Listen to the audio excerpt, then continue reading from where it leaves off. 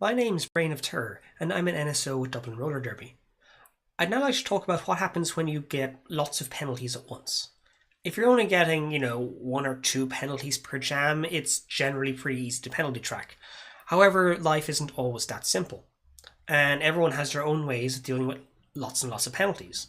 There is no right way or no wrong way, but I'm going to talk about some of the things that I do and that you can use in your arsenal.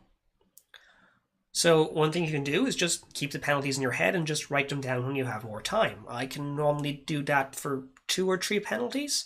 You might be able to handle more, you might be able to handle fewer. Another thing I can do is that it's kind of difficult sometimes, or at least it's time consuming, to actually go down through the skaters, even if it's sorted, and write things down.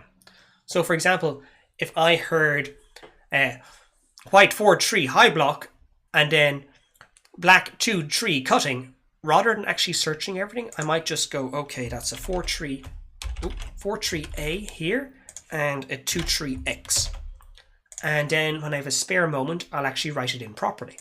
So at 4-3, they got a high block, and we are still in jam 2 stay. And 2-3 then, okay, they got a cut, and that is also jam 2. So then I can rub those out. So basically just queuing things up on top so when I have a free moment. It might also happen that you know there was a penalty called, but you didn't really hear it. So what you might do is go to the referee when they're not busy, so not when there's not a pack action, or when the jam refs is standing there waiting for the jammer to leave the box, and say, hey, what was that penalty you called on that skater? Or what was the number of that skater? Well, best not to do that when they're actually busy. You might also notice that there's a skater in the box you don't have written down. So in which case you might go and you might write the jam number down and just kind of go to the referees, hey, which of you called that penalty? When the jam ends, if you're still unsure as to who called the penalty, then go to the referees and ask, who called that penalty, what was the penalty?